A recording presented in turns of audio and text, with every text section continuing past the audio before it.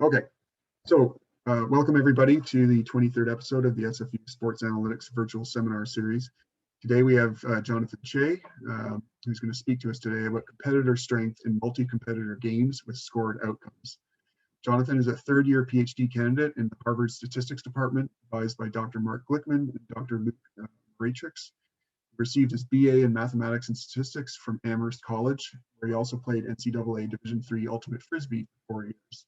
His interests include Bayesian modeling and causal inference with applications to sports and social science. In terms of what he's going to speak to us today about, sports organizations often want to infer athletes' time-varying abilities from game outcomes. While existing methods often rely on rank outcomes, score outcomes can provide additional information about athlete performances. To rate athletes using game score data, we propose a Bayesian dynamic linear model learns nonlinear monotone transformations of score outcomes to account for non-normality in athlete performances. Demonstrate our method on both simulated data and real data from the U.S. Olympic and Paralympic Committee. And with that, I will stop sharing my screen and hand it over to you, Jonathan, and we look forward to your talk. Thanks very much for joining us. Awesome, yeah, thanks so much for having me. Really appreciate this chance to get to share some of my work I've been doing with Mark. Let's see if I can get this to happen.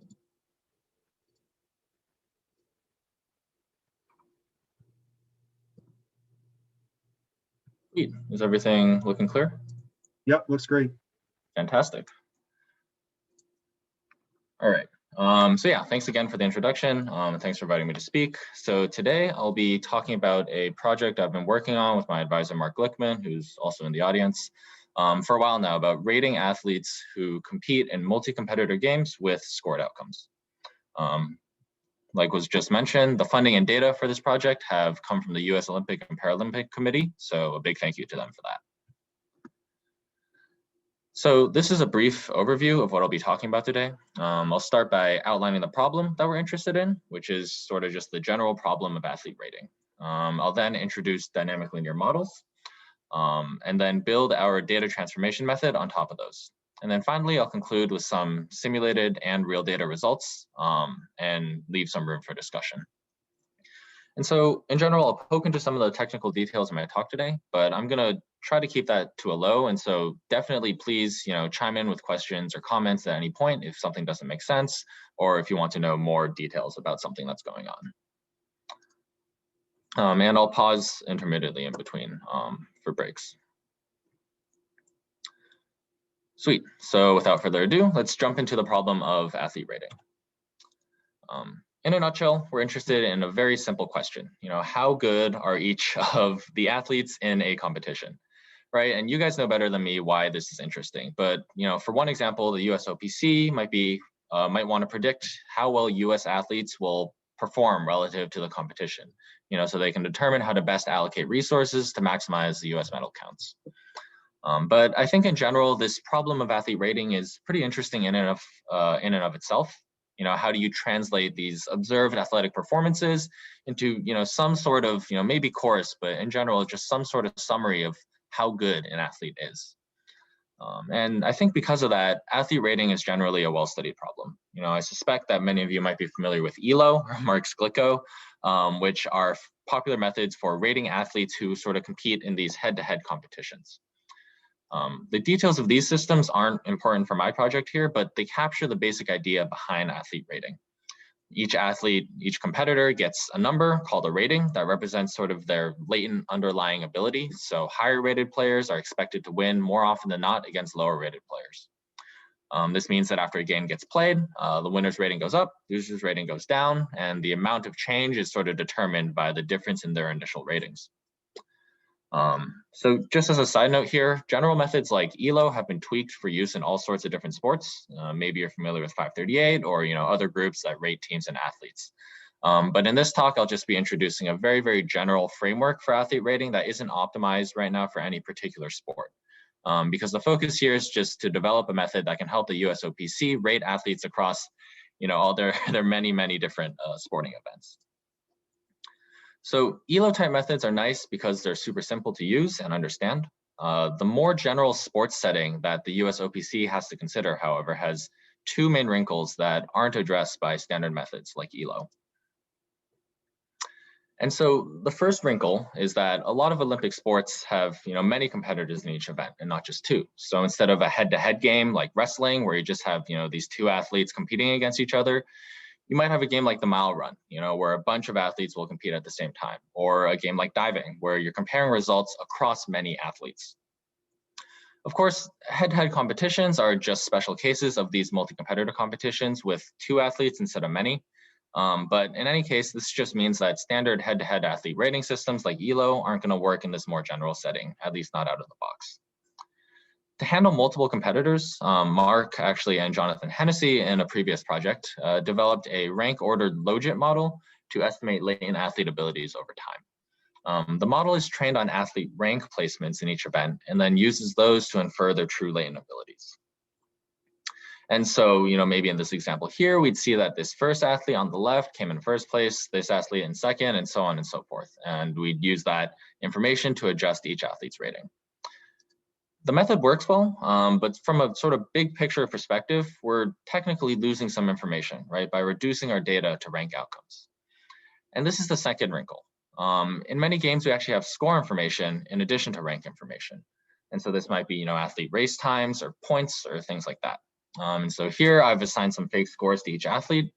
We see that, for example, the first place athlete performed a decent amount better than the next three athletes who are quite close to each other. The score information here might suggest to us that the first place athlete could be much stronger than the next three who have similar strengths, even though the raw ranks would indicate a similar gap between first and second and third, and so on and so forth. And so the goal of this project is to carefully use score information to infer latent athlete abilities in multi-competitor games. And hopefully the idea is that using scores instead of the ranks can help, slightly boost model performance beyond what we can get from the Glickman and Hennessy model. And so that's the background for this project. I'll take a very brief pause here if anyone has any questions.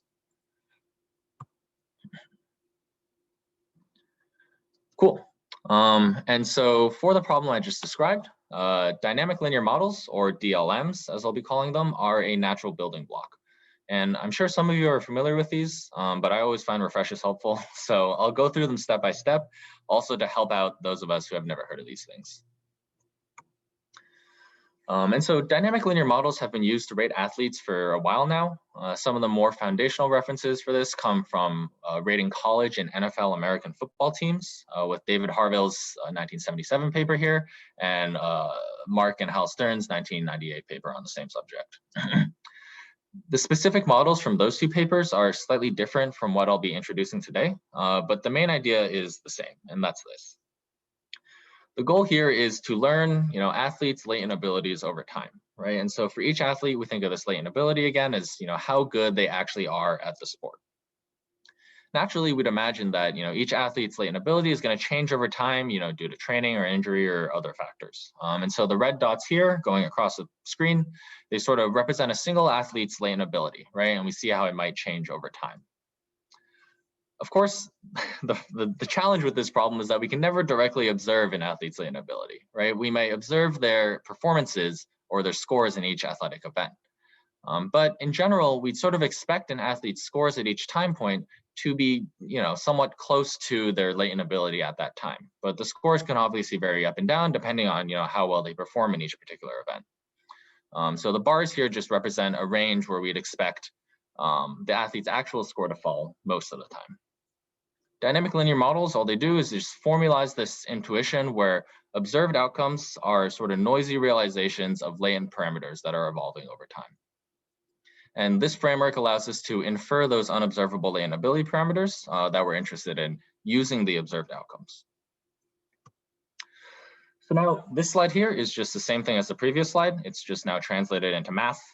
Here we're looking at a standard DLM for a single athlete participating in the Gth game within the Tth time period. You can think of a time period as like a season. So, maybe the fall season of competition would be time period 1 and the spring season time period 2. The first equation is our model likelihood, which just represents each of those error bars that we saw on the previous slide. For a single athlete, we model their observed score in Y, in game G and time T as a normal distribution, which will be centered at theta T, which is their latent ability in time period T. And then the variance of the observed scores around latent ability is this observation variance parameter sigma squared. So for example, the likelihood says that the time in seconds it takes an athlete to run a mile might be normally distributed around their latent ability parameter with some observation variance. The second equation is our innovation equation, and it represents the connections between the points that we saw on the previous slide. So in a standard DLM, we'll model changes in athlete latent abilities over time as a normal random walk, as we see here.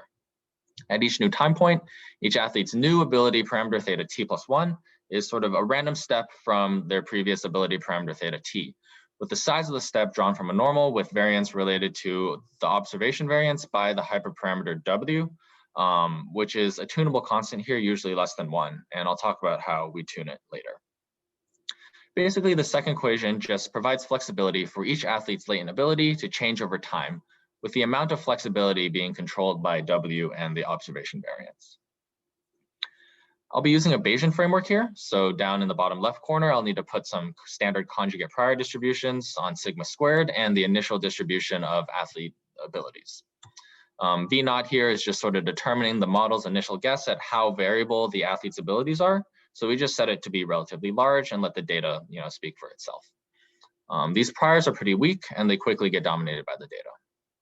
So hopefully most of us are familiar with Bayesian stats, but if not, no worries. The main point for this slide is just these two equations up top in the middle, which capture the previous slide in math terms, right? So again, we're assuming that each athlete has a latent ability that moves over time, but that we only observe scores, which are noisy realizations of those abilities.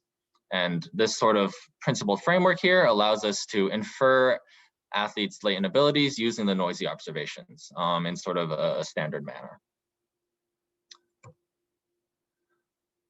The stuff on the previous slide was for a single athlete, but in reality, obviously, we have many athletes to think about. All this does is change the notation a bit. The same idea still holds. And so now if we have, n GT athletes competing in a game within time period t, we just have a length sort of n GT vector of scores y and a length n big N vector of latent athlete abilities theta t for all of our athletes. And so to just appropriately match up each score with the corresponding athlete's latent ability, we need this model matrix X in the bottom left corner, which just has n GT rows and big N columns. And each of these rows are all 0 except for a single column that is 1. And that just matches up the athletes that played with the sort of entire vector of athlete thetas that we're propagating through.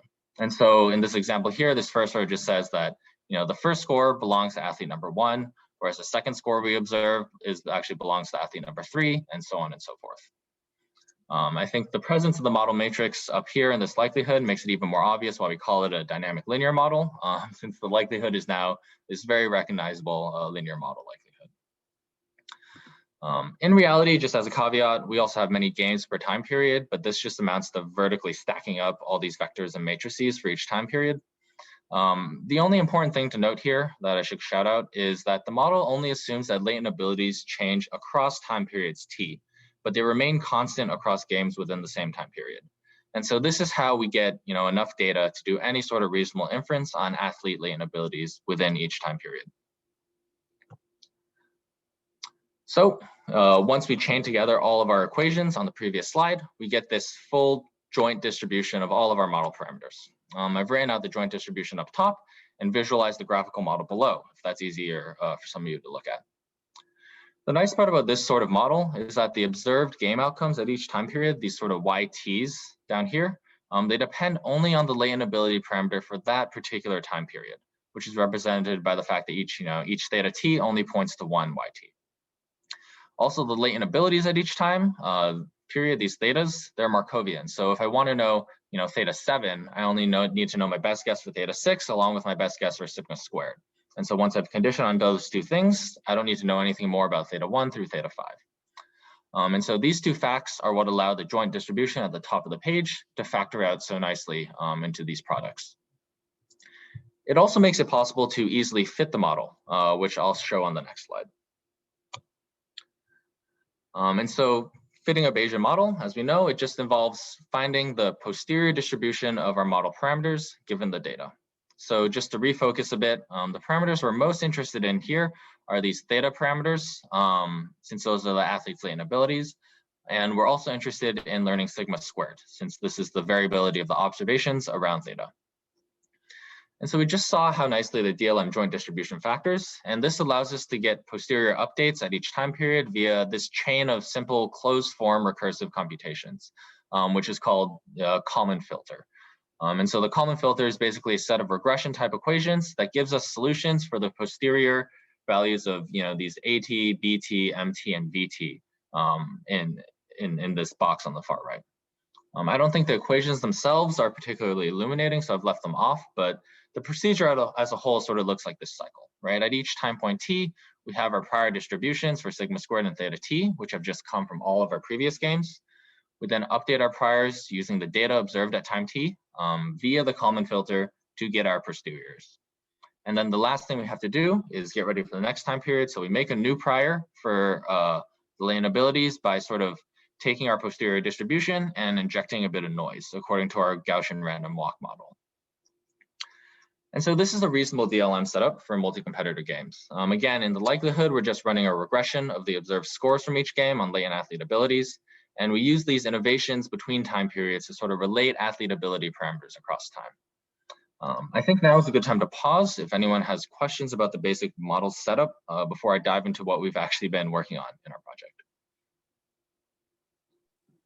I have a quick question, Jonathan. I'm wondering how important the normal distribution assumptions are going to be, or if that's something you'll get into later. Because I just imagine that, for example, particularly in the likelihood, the distribution of luck is going to be quite asymmetric. You can luck into doing only so much better than your capacity, but you could really luck into massive failure. That's a really, really interesting way to frame that question. And yes, indeed, the whole meat of this talk is going to be involving transforming the data to sort of match the normal likelihood. And so we don't really trust this middle equation here. And so we're going to basically plop a transformation on the data to hopefully make the data better follow our model assumptions. Yep. Yeah, super, thanks.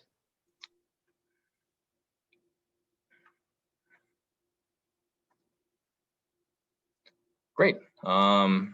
In the absence of further questions, again, feel free to hop in at any time. I'm going to push forward. So in this part of the talk, I'll discuss what Mark and I have done to make the standard DLM more suited to the US OPC data. We've had a bit of a spoiler, great question, but we will press forward. So two concerns about the standard DLM immediately spring to mind.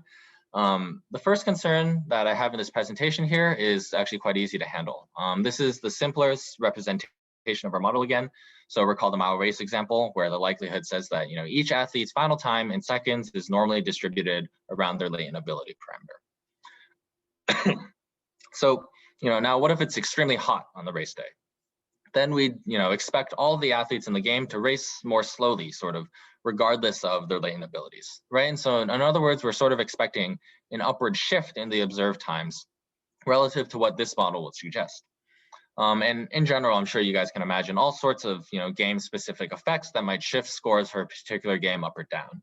You're playing in a different stadium, your course is now a different length, et cetera, et cetera. The usual way to account for these effects is to add a game-specific intercept term like this, so that this gamma GT parameter in blue can soak up unwanted game-to-game intercept shifts. But instead of using an intercept term, we choose to do this, which is to just game-center the scores and then model them using game-centered latent abilities. So here, Y bar is just the average of all scores for players in game G, and theta bar is the same for all the players' latent abilities in game G. So basically, just instead of directly saying that observed scores are centered around latent ability parameters, we say that the relative observed scores, which are the scores relative to other competitor scores, are centered around the relative latent ability parameters. This has basically the same effect as using an intercept term, since it effectively washes away the game-specific effects we were worried about by subtracting the game mean from each score. But with the added side effects that sort of the relative scores and thetas are now all centered around 0 for each game, which is helpful in the next step.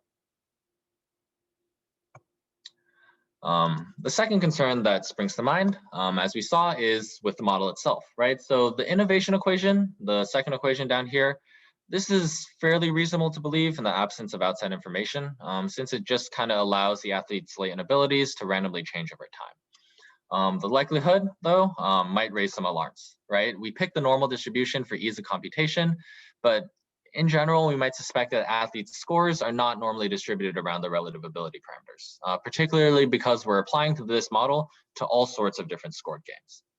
And so to confirm the suspicion, we can fit our center DLM to the data as is and check if our residuals look normal, right? And so here's a sample plot of the standardized residuals from fitting the above model, or the model I just showed, to the diving data set provided to us by the USOPC. And so here I'm plotting histograms of the standardized residuals from all games at 3 selected time periods, so time 3, time 19, and time 32. I'm then overlay a normal density in red according to the learned variance parameter. And so if the data match our model, then the histograms of the residuals should line up with the red normal density curves. But as we see here, the residuals definitely aren't following a normal distribution here.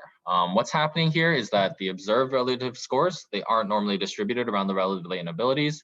Turns out their tails are significantly heavier. And so in order to compensate for this, our model learns an artificially high variance parameter. And so dividing by this artificially high variance parameter to get our standardized residuals sort of squishes in our standardized residuals, which are causing the plots to all be like very, very light-tailed here. And so, the diving data, immediate example of something that doesn't follow our modeling assumptions, which is obviously not great if we're trying to model it.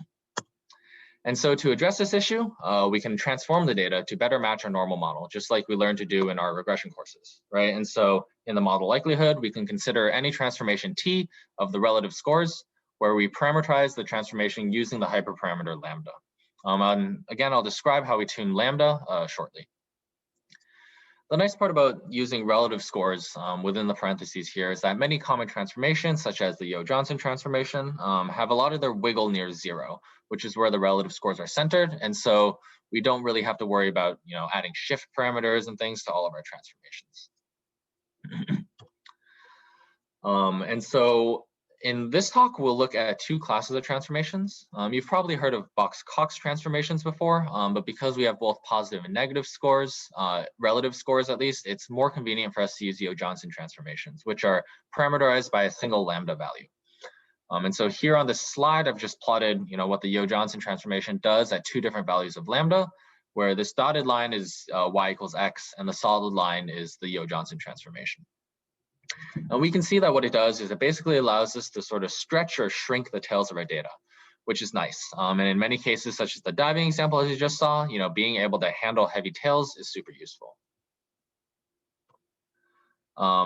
There's no reason, however, to restrict ourselves to just looking at, one parameter transformations. In general, the only constraint that we'd want to have on our transformation is that it's monotone, right? So transforming the scores, they should never change the ordering of any of the scores, but only their spacing. And so to give ourselves more flexibility, the second class of transformations we consider are monotone spline transformations. And so these were first introduced by Ramsey in 1988. And what they are is they're splines built from an I-spline basis, which is an integrated M-spline basis, if that helps anyone. And so a monotone spline transformation is just a linear combination of these basis functions as written in this equation up top here. And so the lambda i's, these are the hyperparameters controlling the weight of each basis function. And so these are going to be what controls the shape of the transformation. And then these like I of y functions are just the I-spline basis functions. And so here I just to show you guys, I've plotted an example of an I-spline basis on the interval in -50 to 50. And so each colored line is a single basis function. So here we have 7 I-spline basis functions. And so for this I-spline basis, we'd have 7 free lambda parameters that would control the shape of the transformation. And the final resulting transformation is going to be monotone so long as we restrict all of our lambda hyperparameters to be positive. Since we see that, obviously here, all of the basis functions are nicely monotone increasing. And so just for illustration, here I've plotted a variety of sample monotone spline transformations. In general, these transformations can kind of take on the shape of pretty much any monotone function, which is nice. Obviously, as we increase the flexibility of the monotone spline by adding more basis functions, we'll have to add more lambda hyperparameters, which will affect our optimization problem, as we'll see soon. The hope basically is that we can appropriately tune the lambdas here to learn any monotone transformation that makes athletes' relative abilities normal around their, makes athletes' relative scores normal around their relative abilities. And I'll briefly pause here for questions before I show the full model with transformations and talk about how to fit it.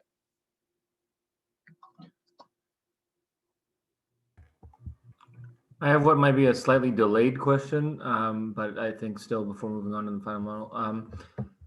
When you model the innovation part of the model as a random walk, you're saying there's no trend to the change in athletes' behavior, but as from an investment standpoint, which you said is one of your motivations, like the trend is very important, is it? Did you think? Yeah, that's a really good thing to note. So yeah, for this model, basically for simplicity and to have it run quickly enough to be able to be consistently updated across all the very many sports that the USOPC is considering, we're not looking at athlete career trajectories at all. I think actually Mark has a separate student who worked a bit on incorporating those athlete career trajectories into sort of longer term forecasts. But yeah, like you mentioned, those aren't included here just for the sake of having the models run quickly enough to update consistently and across a bunch of different sports. And I can quickly insert that this setup does have the flexibility. If you think there is some functional description of how an athlete might be changing over time, you could use that instead of just the simple random walk setup. So it is extensible that way. Thank you. Awesome. Thank you so much for that question. Cool. Again, feel free to chime in at any time, but I'm going to press forward. So now with those two tweaks that I just mentioned, what does our model look like? So here what I've done is I've written out the full joint distribution of the observations and all of the usual parameters, but now also including W and lambda, since there's nothing stopping us from treating them like regular model parameters. The two pieces down here are the usual likelihood and innovation distributions from the standard DLM. Now I've just written the transformed observations as these psi values, so I just don't have too many parentheses floating around. And the likelihood and innovation distributions now, we also see that they explicitly depend on our parameters lambda and W, respectively. This piece up here, this chunk on the right, is just our usual prior for sigma squared, then now we also need priors for W and lambda. And then this final piece is the Jacobian of our transformation. Because we're now transforming our data, obviously we need to include the Jacobian if we want to work with this joint distribution. Both the Yo-Johnson and monotone spline transformations turn out to have very, very nice expressions for their Jacobians that are easy to compute. And so this doesn't turn out to be an issue, but it's something that we should highlight here. This again is just a full graphical model. Now I've just made the dependencies on W and lambda explicit.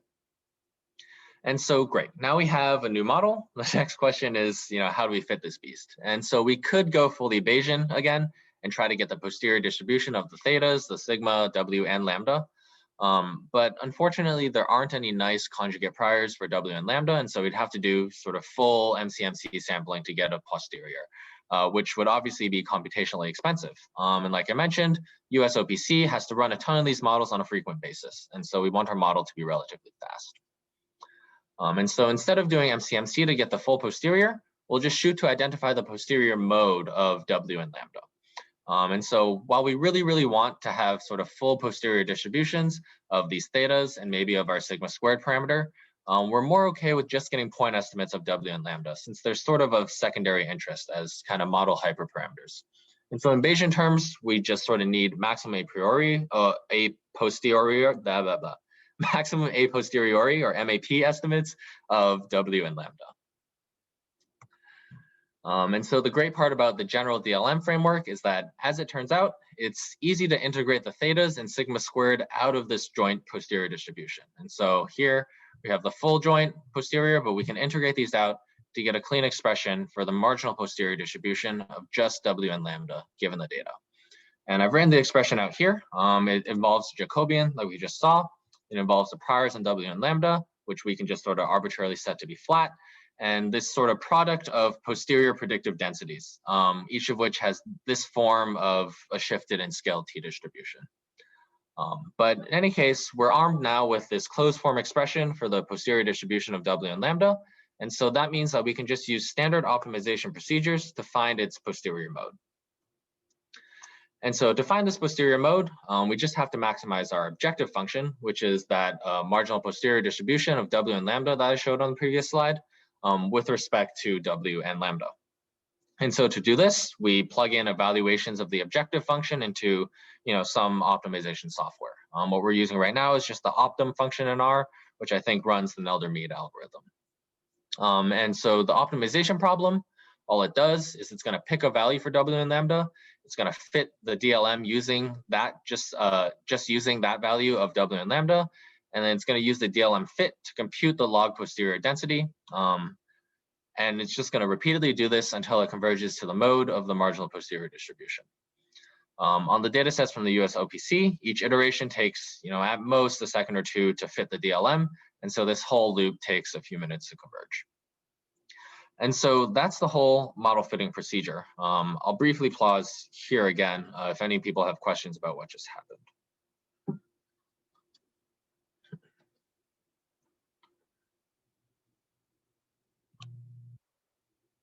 Awesome. So with that all in the books, finally, we can now look at some results on simulated and real data to see how this model actually performs out in the wild. And so first, I'll just briefly describe what I mean by simulated data. And so here, what I'm doing is I'm generating data according to our DLM. We start by initializing a bunch of athlete thetas, and we just send the athlete thetas on random walks over time. And then we set the number of games per time period. We set, and so for each game, we randomly select some number of athletes to play in the game, and then we generate the relative scores according to the model likelihood. And then as sort of a final step, if we want to set a true data generating transformation, we apply the inverse transformation to the generated scores so that applying the true transformation will actually get us back to our normal data generating process. And so what I've done on this slide is I've just simulated some data, and we're looking at 6 random simulated athletes. These are their ID numbers. Their latent abilities over time are plotted as the line, and the points are their relative scores for the games they play. This isn't the best visualization since the points are really centered around relative latent abilities and not the parameters themselves, but I think it gets the point across well enough. So most of the time, we see that observed athlete scores are close to their latent abilities, but there is some scatter, and the latent abilities are changing over time. This first plot here is just a sanity check to show that our method actually does what it says it does. And so for this plot, I simulated a bunch of data sets using a variety of true transformations, which are the lines shown in red. So down here, up here.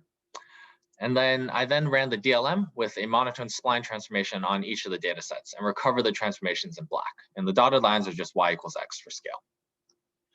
So as expected, we get pretty good recovery for these first 3 data generating transformations, chosen to just arbitrarily represent a range of possible shapes.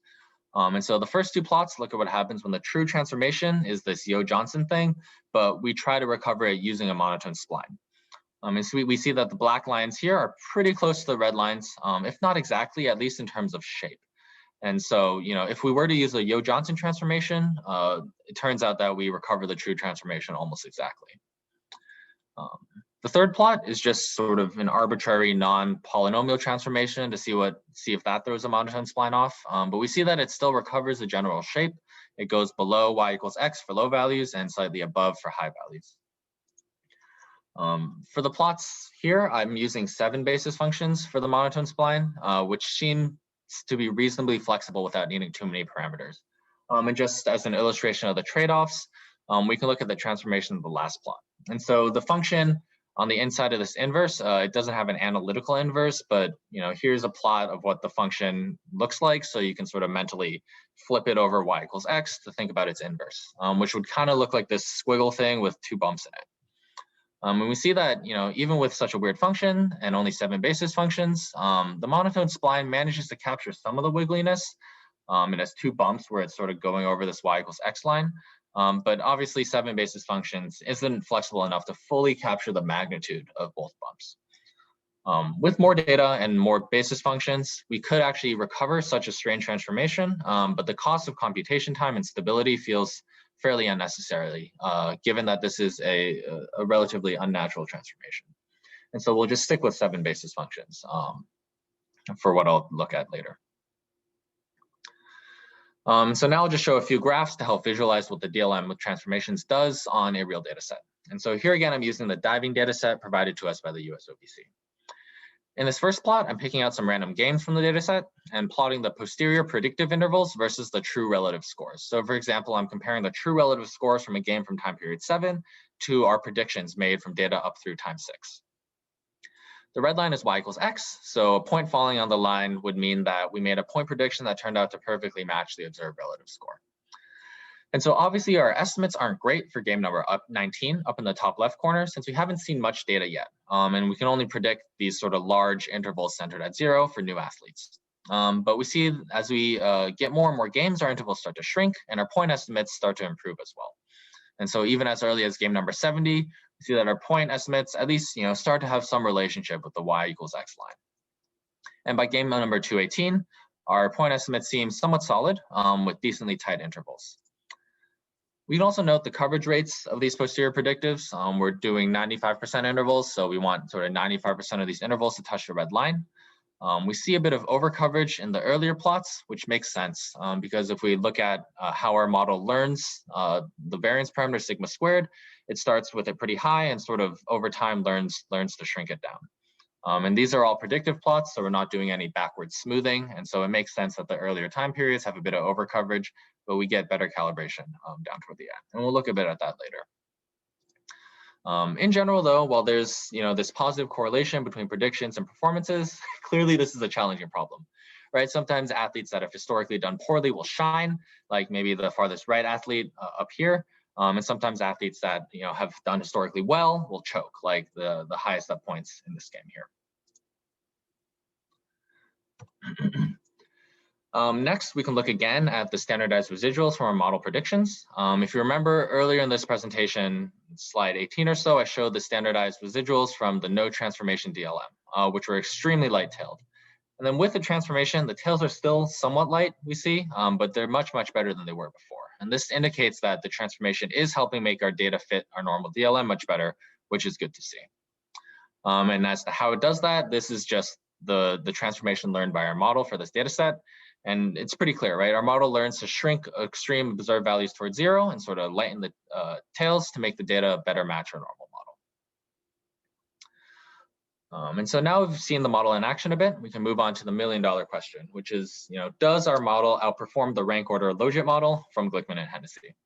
And so I'll be comparing 3 models actually, a DLM with no transformations, our DLM with transformations, and the Glickman and Hennessy model. And so for all the data sets I use, I'll be doing this sort of 2/3 train test split.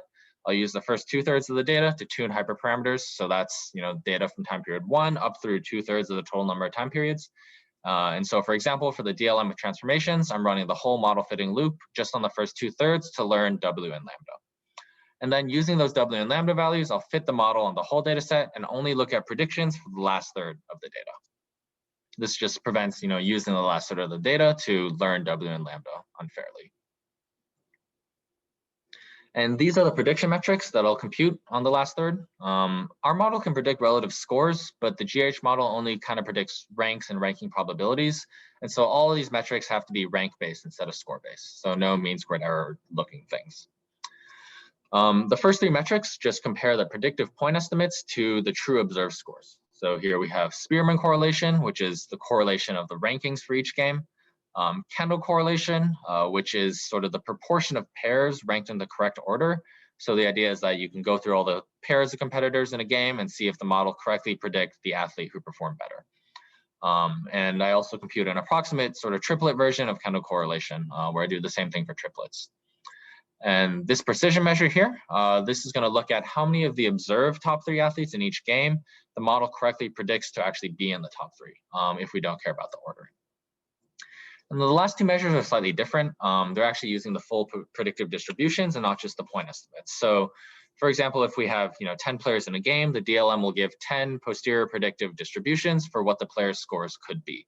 right, for each player. And so we can repeatedly sample one score from each of the 10 players distributions and just see how often the top 3 sort of sampled scored those athletes match the actual observed top 3 athletes. And this just better incorporates model uncertainty, which is nice. The top 3 metric cares about matching the order of the top 3, whereas the top 3 no ordering metric just cares about identifying them. Cool. Okay, so with all that out of the way, here are the simulation results. And so I'm simulating here 80-ish data sets under a variety of data generating parameters and transformations. And I'm using box plots to just sort of summarize model performance across the 80 simulated data sets. And so there's probably too much going on in this visualization, but let's just start looking at the top left corner. The colors correspond to the model. So LMNT is the DLM without transformations in red, which is to the farthest left in each of these little box plot clumps. LM is our DLM with transformations in green in the middle. And GH is the Glickman and Hennessy model in blue to the farthest right. The y-axis is the metric. So the weighted Spearman correlation in the top left plot.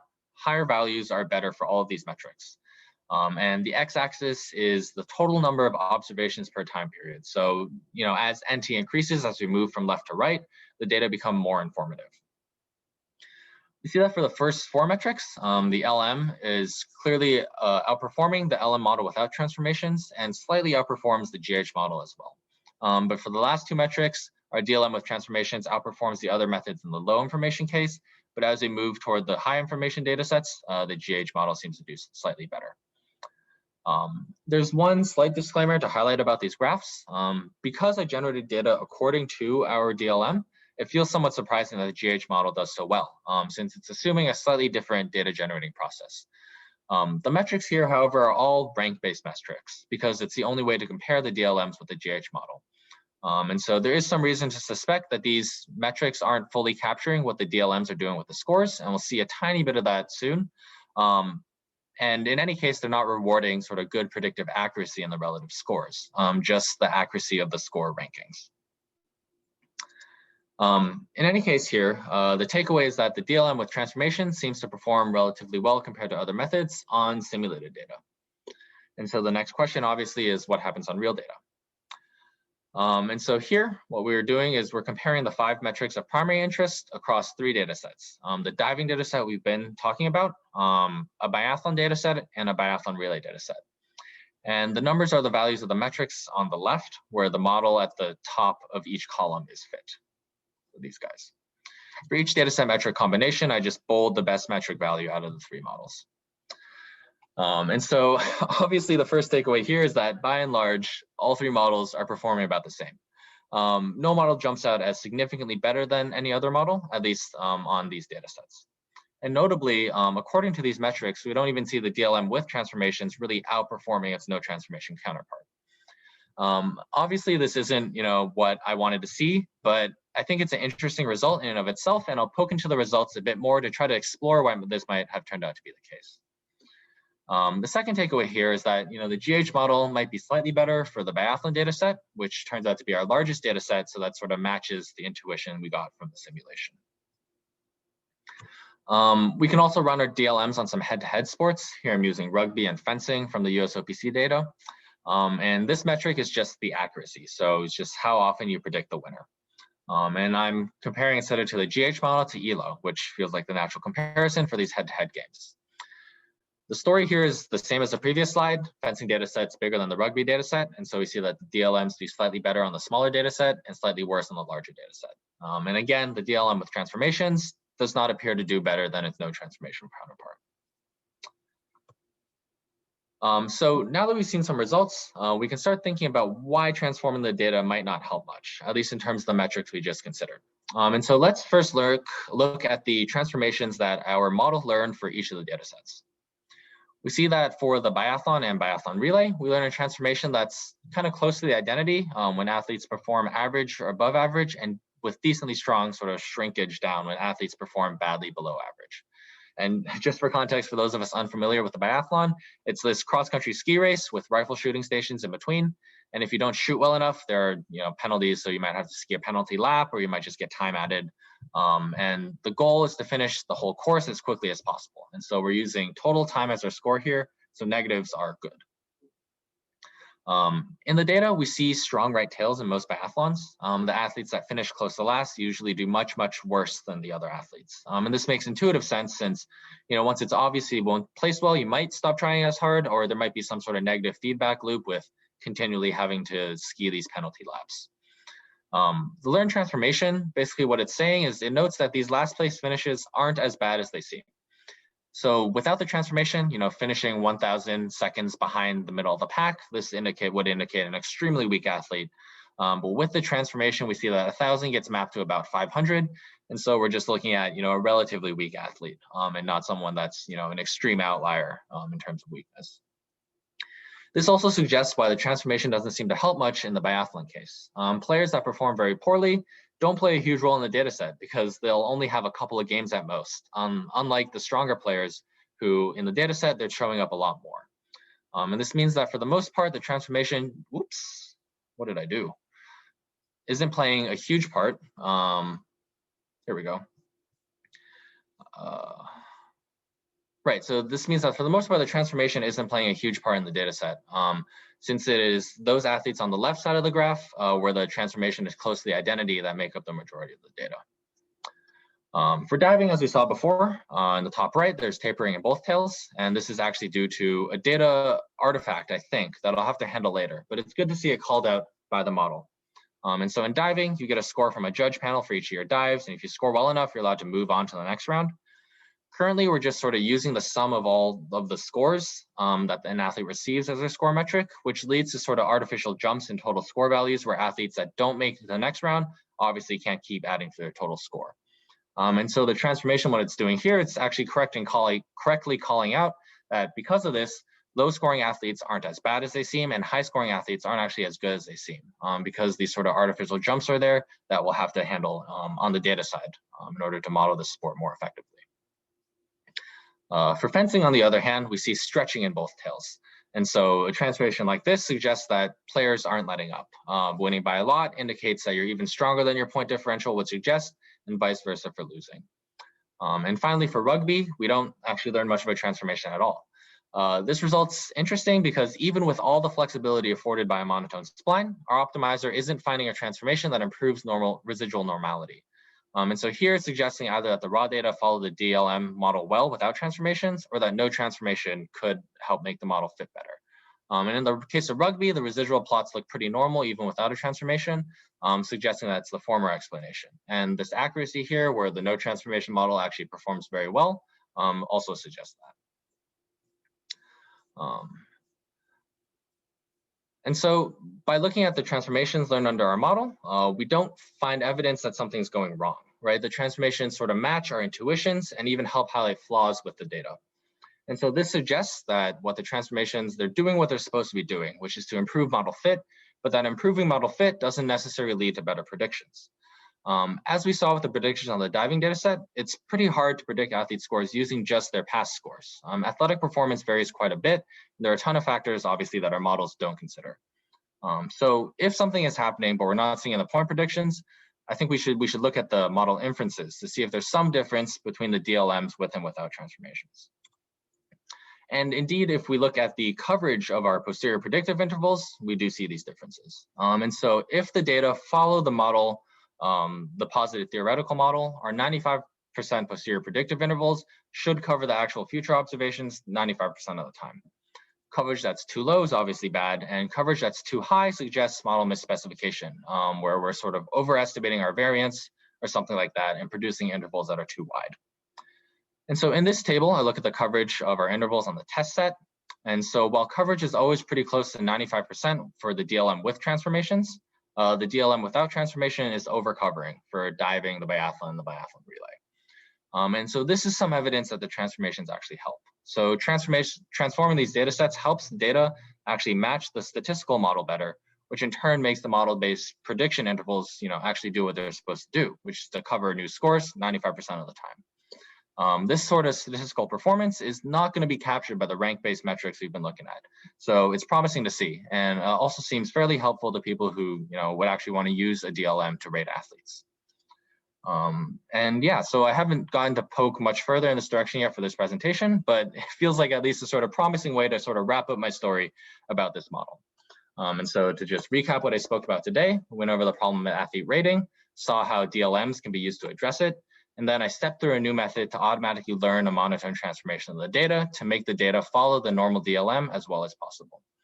I then applied a model to some simulated and real data sets. And while the transformations definitely helped on the simulated data sets, it wasn't as clear that they improved predictions for the particular real data sets and metrics that we looked at. Even so, the transformations provided some useful insight into the data, and we also saw evidence that it helped to improve the fit of the statistical model, if not the predictions.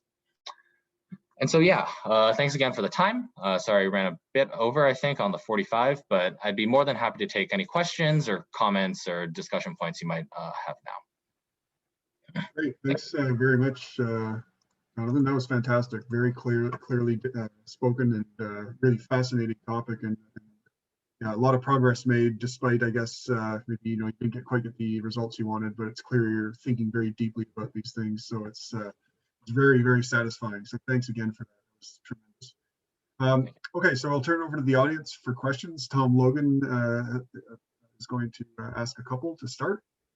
Tom, please go ahead. There we are. Oh, hey, I'm on. Good. Hello, Jonathan. Thanks a lot for that. That was interesting and fun. As soon as I saw the transformed version, the more complex model, not quite performing as well as the less complex model, my first thought was sort of just you're being hit with a bias variance trade-off. And I think you kind of alluded to that a little bit in your investigation, but you're great. Okay, maybe you're making your model fit a little bit better, but you're doing so at the expense of estimating a bunch of extra stuff that's making it work worse in aggregate. So I was just thinking, you did the study of interval length and hinted that there might be a problem. Did you look at interval coverage? Did you look at interval length? I have not looked at interval length in particular. So that would basically just be the standard deviations estimated.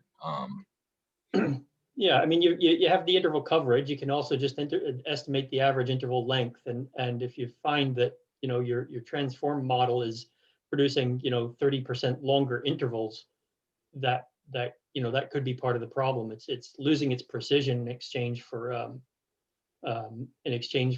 trying to explain other things. Right.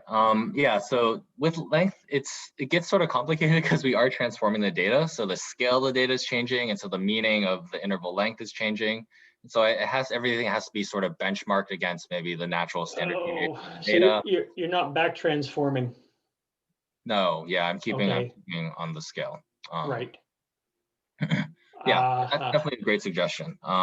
I sort of started poking into that, and then today happened when I had to present. So I'll add that as more fuel to the fire to look in that direction. Yeah, just a way to somehow get at the idea that that's where the problem is. But I think you're already pursuing that. I think you're on it.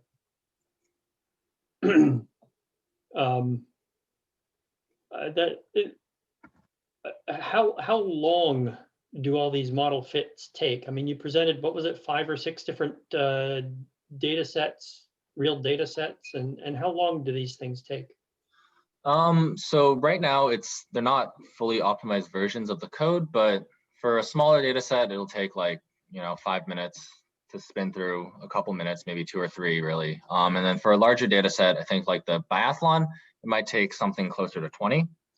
But again, I think there's a lot of room in the code to speed that process up, and with the optimizer as well, to try to help the optimizer out by rewriting some stuff to make it find a more unique maximum more quickly. Yeah, utilitarian code isn't meant for optimality. I'm sure. So I just, when I work with students, or with myself or anybody for that matter, and we're trying to see how things work on data sets, I always like to use multiple splits, 10, 15, 20 splits, and then you get not just a oh, there goes my clock, not just an idea across data sets, but separately for each data set, you can essentially block by split, and do things like make all of the measurements relative to the best, say. So you take the best correlation and call that one 1, and everything else is a correlation proportionally less than 1. And what that will do is then it will help to show you how firmly one method is performing better than another. It's sort of like in a block design, taking the variability out by having a block term in the model. And if that doesn't make any sense to you, we can talk about that offline if you care. Yeah, no, that makes a lot of sense. That's a great suggestion. Thanks.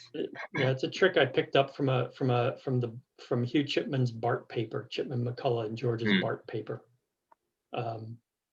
where they basically they reduce everything into relative variant or relative mean square prediction errors, for example, where 1 is the baseline and anything above that is worse. I see. And if you have a method that's always the best in every split on that data set, then it has a 1 with no variability, and then everything else has some variance and lies entirely above 1. Do you mean sort of splitting time periods or splitting observations or games? Well, you had a training and a test set. Yep. And somehow that was split into 2, right? Yep. Somehow you had 2/3, 1/3. All right, just do it again. Okay. And again, and again, and again. And if it doesn't take too long to fit, then you do that 5, 10, 15, whatever number of times. It just gives you an idea of the uncertainty involved in the measurements in your assessment measurements. So that, you know, you saw some of them where, oh, hey, look, we win in the 3rd decimal place. and you knew that wasn't anything, but then, you know, seeing the actual sort of variability from split to split, take the randomness of the split out of it. Yeah, awesome. Yeah, I think that's basically all I have. Thanks. Great, thanks very much, Tom. I'm going to go next to Alon. You can ask your question, please. Oh, muted. Hi, Jonathan. First of all, thank you very much. It was super interesting, very, very informative. I want to ask about the centering transformation that you did. Instead of adding the little gamma, I think you called it, or whatever the term was supposed to be, you went with the centering instead. And I wonder, in sports where the field is highly changeable, if that's not hurting the model in a sense, because say we're talking about diving where the score is objective, not like a race. And you're changing the centering according to who's diving with me, but my scores don't change. Like I dive good or bad regardless. I mean, there's some maybe like if the competition's super good, maybe I improve a little bit, but because it's a relatively objective speaking sport, is there room to maybe consider the model you previously suggested I think it's the previous slide, instead, where you, instead of centering, or maybe in addition to centering, because maybe you still want centering for the transformation purposes because it makes everything nice. But by centering, you're doing something with the competition, which I wonder if you want to be doing. Yeah, that's a super great point. I think Mark has been on my tail about a similar idea, where, like you said, there are some sports where we aren't really worried about these intercepts as much because the measure should be fairly objective, and we wouldn't actually want to account for sort of relative abilities, relative scores, things like that. And so in terms of, intercept versus centering, I think they turn out to be pretty much equivalent in terms of how they affect the model updates. But yeah, there's definitely room to implement a version of the model that doesn't center or do the intercept thing, and see if that helps a bit on sports where we wouldn't expect this sort of relative nature, this game-to-game variation to matter a whole lot. Or alternatively, I want to say maybe there are games where the competition does matter, but it matters in a non-linear way or some other way where it's not like centering is pretty much saying something very, very strong about how the competition affects your score, where sometimes it's a more complex effect, especially in team sports like rugby and stuff like that. Right. Yeah, no, that's a great comment. I guess I'm not entirely sure. Centering is sort of like a Band-Aid patch solution. One step, like this is easy to do, so I'm just gonna slap it on and hope it does everything. But yeah, there's definitely room to explore in more directions because, competition might, change the variance of your game scores, or, might affect your scores in different ways, might affect, stronger players differently from weaker players.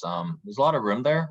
But yeah, I guess as is sort of like a Band-Aid patch to make sure that we have something that somewhat accounts for, the fact that biathlon course might just be, 10 minutes longer. Thanks for the questions. Go ahead. It is probably worth pointing out that along the I think the kind of model that you're describing is actually where we started. So I think we were basically saying, we have these scores, they're normally distributed around the player's ability, plus something that might be specific to the actual day and field that they're on, and no centering involved. But there are actually a lot of computational challenges with that particular kind of model, and that's what kind of slowed us down and tried to get us to think about other other strategies that would really speed up the computation. So this kind of marginalization process that Jonathan has taken to basically get this marginal posterior that only depends on lambda and W, integrating out all the thetas, that would be really hard to do if we were to use a model that didn't do any of the centering. So that's part of I think sort of the backdrop to some of these decisions. So the upside is that we would lose a lot of the computational efficiency, hopefully at only the risk of a minor amount of model misspecification. But your point is very well taken, I think. Great, thanks very much, Alon. I'll ask a question next. So perhaps I missed it, but so you've got, how far back do you go with data, and how does the sort of sampling frequency, the frequency of games within a given, or the definition of the time epoch change, have an effect on the results? Yeah, that's a great question. I actually don't know in terms of time how often, like, these games will go. I've split it up into like 30-ish time periods for a lot of them, 20 to 40, something like that. And over time, I think the model is fairly heavily influenced by more recent observations. So, if you have a huge history, it's going to help inform the variance parameter for everyone. And so that's going to be learned better and better as we go farther back in time. But for a particular athlete, their mean, that's going to be most influenced by the more recent pool of observations. And so in terms of, sorry, I might have missed the last half of your question. Yeah, well, just you've defined, you define the time epochs, and so Right. I don't want to say if it's arbitrary, but like on what basis do you define those, and how would that affect the results? Yeah. Okay, great. So yeah, it is fairly arbitrary how you define time. Basically, according to the model, time is, a period in which you want it to be as long as possible, so you have enough observations to inform your theta, but you also want it to be as short as possible because the athlete abilities are changing constantly. And so basically, I just look for breaks in the data. Like most sports in the Olympics have like seasons where like there'll be a cluster of competitions and then a long break and then a cluster of competitions. And so that makes it easier to sort of just have somewhat more objective of a way to split up time. But the reason I came back to here is like NT on this x-axis is sort of just like the total number of games and competitors in those games in each time period. And so like, as informative increases, we are doing better. And models perform slightly differently. I feel like part of the story was that this GH model, it's only looking at ranks. And so maybe it loses a bit of efficiency when data is really, really small and we can like squeeze more information out of scores, and that's helpful.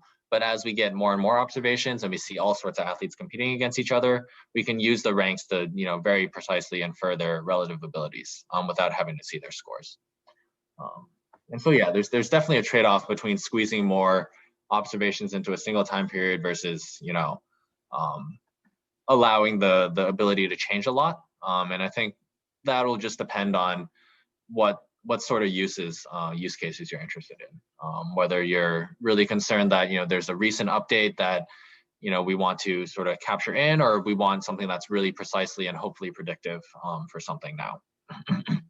Okay, that's yeah, that's interesting. So just sort of a follow-up, like there's the question of trends came up, and you can imagine, yeah, over like a 2-year period, especially you have a younger athlete who comes in, like whose rank changes significantly just because of their developmental trajectory versus someone who's more seasoned. Like, how could this process accommodate that sort of thing? Do you have to define for certain sports a time period where it's like you shouldn't go back because it's now you're getting into it, it's no longer the trend or the changes are no longer within the dynamic process. It's like there's an underlying trend there that is biasing or changing the latent ability. Yeah. Yeah, I think this question of trends is fairly important, but I haven't actually given it too much thought. I've just been focused sort of on this very simple score-based model.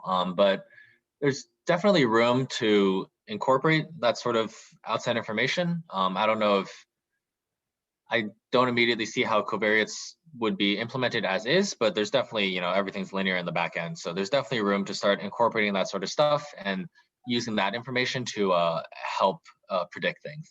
But as is, yeah, it's unclear because athletes will start competing at different points in their lives, and so the trends, I can't just look at how many games they've played in my data set. Like, we need a bit of outside information about age and maybe experience, and find a way to inject that into the model. Yeah, but okay. Again, the point's definitely well taken. I think I'll give it more thought.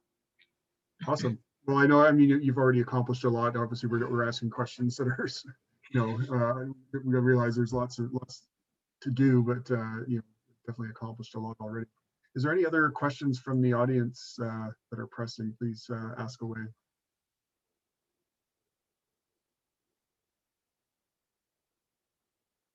Okay, I think that means that we're out of formal questions, so I'm going to stop the recording. But before I do, I'm just going to thank you very much, Jonathan, for an excellent talk, and also for Dr. Glickman for joining us and contributing as well. It was really great to have you along, and I certainly learned a lot and have lots to learn about the methods that you're implementing. So that's fantastic. Thanks again. Awesome. Thank you again for having me. Right on.